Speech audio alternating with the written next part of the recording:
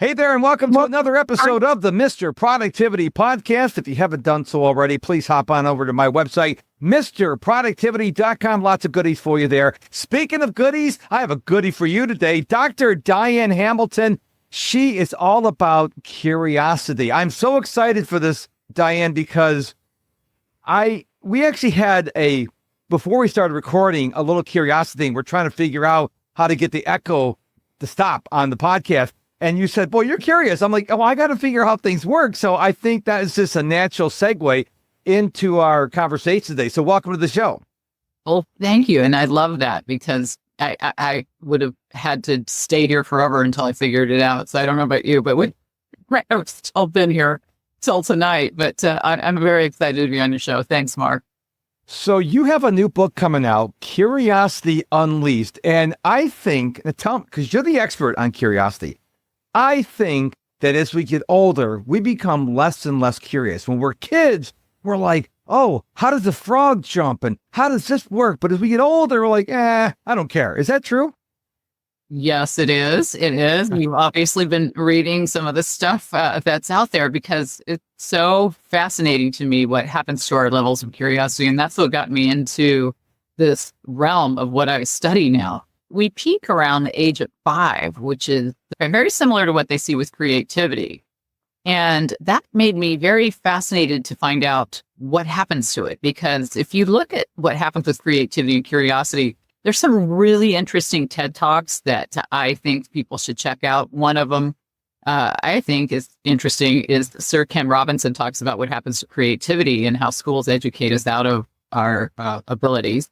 And then another one is by George Land, who studied children at NASA and found that when you're really young, you're a super creative genius. And then by the time you're 31, almost no one is, and almost everyone is when they're little. So what happens to that? And that's what I wanted to know. And I was really frustrated because no one really told me what stops the curiosity. They would just tell you, this is what happens. Here's your score. You can measure your curiosity. You can tell me if I have high or low. And if you have low, then what do you do? And that's why I did my research, because if I had low, which I didn't, but if you did, you would want to fix that. And we all do in some respects. Not everybody's got high levels. When Daniel Goleman was on my show talking about emotional intelligence, he was saying you can be great in this area and not so great in this other area of emotional intelligence. Same thing with curiosity. So that's what sparked my interest to find out what happens to us in our childhood or past that to make us lose our levels of curiosity. You said that we peak curiosity at 5? Yes. Crazy, huh? That's about when you go to school. Think about that. Okay. You get into schools and I'm not blaming it on teachers, but I'm just saying you're in a system where you cannot ask questions all day long. You would get everybody off track. So there is some of that influences it, and we'll get into it later as we progress with whatever you ask me, but there are things that inhibit curiosity. And I think it's interesting to see the impact of when you're young and kids ask 100 questions a day, but if you were in a class, it would be pretty hard to do that and have anything accomplished. Even though I'm sure students like me probably did it. I recently celebrated my 59th birthday, and I am still naturally curious. So why do some adults like you and me, we can maintain this sense of curiosity, but sadly, I know a lot of people, they're just like, who cares? I think we're going to always need worker bees and people who do the things that you don't really need to be super curious to do. But I think if you want to be super successful, my basic premise is curiosity is about getting out of status quo thinking. And if you keep doing things just because they worked great in the past and you just get into this, you're just existing and you're not really living. And I think that there's a lot of people, even if you took my assessment or if I take it, we won't be perfect on it. There's going to be things that we need to improve. It is sometimes surprising, the things that we think we're curious and then we're like, I thought I'd do better on that, or I thought I'd do differently. So I think that a lot of it is your environment. If you've ever read Wozniak's book, he was really interesting when I talked to him. And I liked the part of his book where he said his father would bring home all these kinds of gadgets and things from his work. He was like literally a rocket scientist. I can't remember exactly what the shop was. But he brought home all these gadgets and he'd teach young Wozniak, like, here's what you do. You hook this and this, you need this because electricity does that. And whatever, he would give them real detailed explanations. And when you have that kind of exposure in your environment, that can make a big impact. But if you don't, then that explains a lot of the people when you say, why don't they? A lot of it is where we grow up and the exposure we have.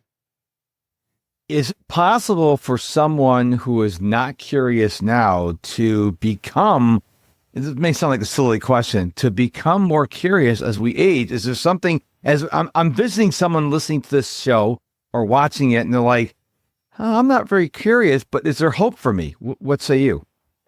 Yeah, there's definitely, it's like emotional intelligence. And I keep referring to that because I wrote my doctoral dissertation on emotional intelligence. So I could see the correlations of what I found then, what I'm finding now with curiosity. It's very much something that we can change.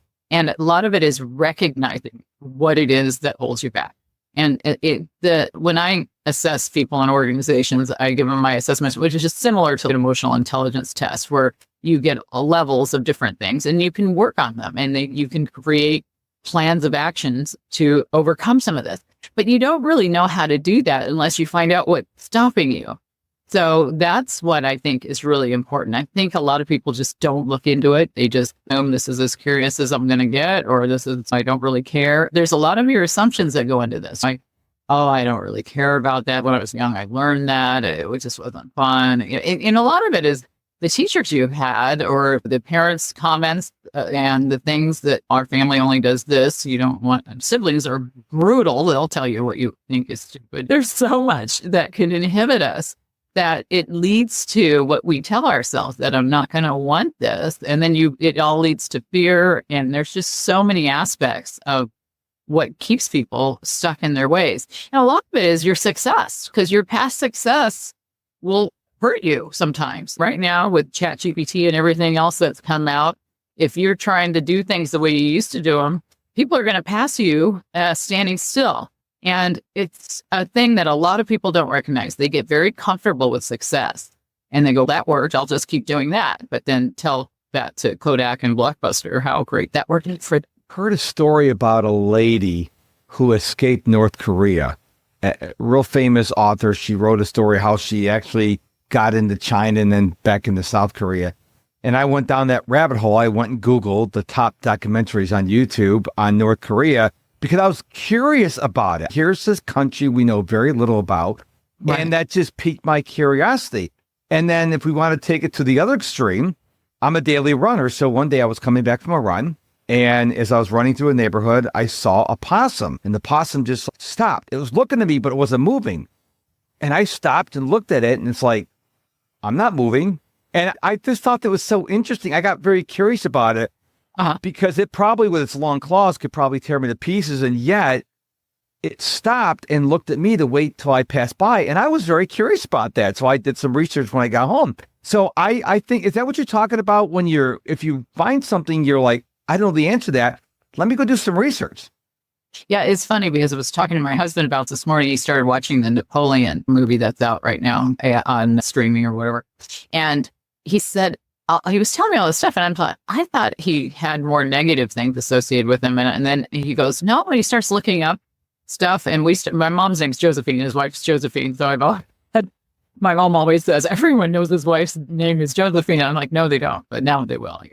But I started to look a little bit into that this morning. So you find things that you don't know much about, and I don't know anything about Napoleon really. And so I'll probably spend all afternoon looking up Napoleon, thanks to my husband. Your story reminded me, I was in Hawaii and I ran into a giant pig. It was huge. It was right in front of me, like a foot away from my foot. And I thought it was really interesting. And my instinct wasn't to run away, it was to stare at him. And then later everybody goes, well, these are going to be good to be around.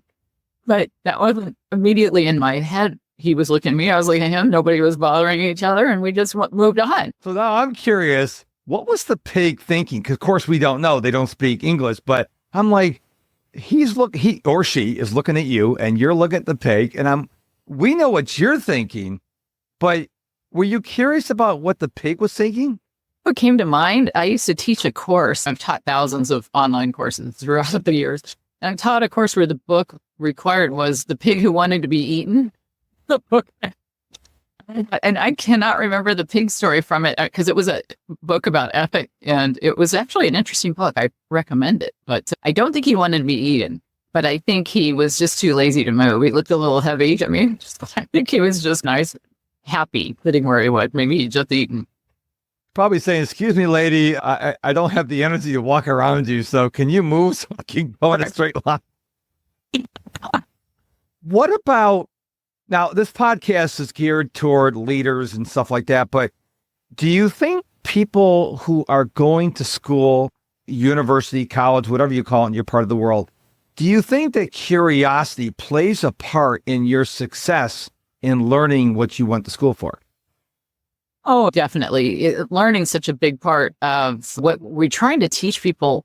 Effective learning. You want them to be critical thinkers when they're learning. And I think in the courses I teach, I try to incorporate a lot of aspects to that. I think a lot of people, and it's going to get worse with things like the AI, they want to copy and paste from Wikipedia or ChatGPT and then just say, hey, look what it says. And I won't let them do that. I make them paraphrase their citations instead of directly quote anything. And what that does is show me that they learned something, that they actually digested the information instead of just were really good at citing an APA format or whatever they have to do. And they don't like it sometimes because it's so easy to just copy what the author and say, this supports my point. But that doesn't show me that they figured out what that guy's or that gal information really meant. And that's something I think we need to do more of at work. And I don't think leaders ask for enough feedback. I've had so many curiosity experts and people on my show, and a big HBR article that the case for curiosity, it comes up a lot. And a lot of leaders think that they encourage curiosity in their workplace. And if you ask them, they will say, oh yeah, I do. But if you ask the people that work for them, they'll go, not as much. So yes, we need to encourage it, and we need to reinforce the importance of learning and doing it through critical thinking and research, not nerdy research in your work day so much like what my students do. But in your working setting, sometimes you don't know what you don't know. And so you don't know where to explore. And I had a really interesting guy on my show. His name is Owen Odakoven, and he's since passed. He was a really great guy, and he had an education company. And he would just find people at meetings or wherever he was talking. When he was talking to them, if he found them really like they had something on the ball, he would hire people without even having a job description or anything in mind. And he would just put them in the company and see what they were good at and then devise a whole job around what they were good at. And I always thought that was the coolest thing. I would love to have somebody do that for me in every job, because everybody just makes assumptions of what people are good at or what they like to learn or what they're going to naturally do. Having worked in sales for so many decades, everybody assumes that I was really into this part of sales. And then what I really loved was the paperwork and the nerdy stuff. And no one would have thought that, because no salesperson in their right mind would like paperwork, right? So we can't make too many assumptions for other people. A funny story about AI. Recently, my wife was doing some research, and some kind of research for medical or something. And as she's reading the article, it went from what she's looking for, and she started talking about plants and the synthesis. And she goes, what is it? So someone probably copied and pasted the article and just mushed it in one article. She's reading about a human thing, and all of a sudden it's talking about photosynthesis and plants, and she's, what's going on right now? So I think AI is a great tool. I use it. I love it for my podcast, because I'll take this transcript and I'll put it in the Claude AI, and I say, okay, write me a readable blog post, because nobody wants to read a transcript. And it'll actually take the transcript, it'll make subheads, and it'll take the key points. And then I got my blog post. And I'll say, okay, give me a 1 to 3 sentence podcast episode description. Give me a meta description. But I don't just copy and paste it. I use my brain. I'm like, all right, that doesn't make any sense. But one thing I noticed, that I love Claude AI. That's what I'm using right now. There's ChatGPT. There's a million of them out there.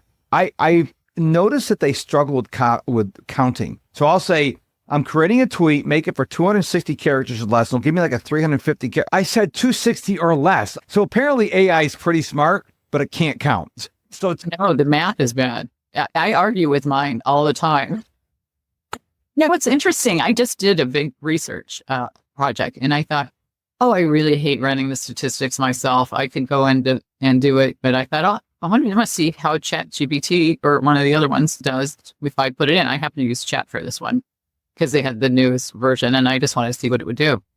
And it came up with the nicest, most beautiful data. It told me glowing things based on my data, how wonderful it was. And I was happy with my data, don't get me wrong. But the charts were just perfect. And then I started to look at this information. And then I'm like, wait a minute, I had 51 people in my study. Why is it telling me I had 150? And then I started looking again. And it started to tell me that certain CHROs said this and that. And I didn't have any women CHROs in my study at all. It gave me just completely random, wrong. So I ran it all manually myself in Excel and did my own data. Wasn't even close to what the data was. And I started asking him, like, why would you do that? And just, and it just says, oh, sorry. And here's the better. And then it was still couldn't give it. I don't think it's ready to do data, to numbers.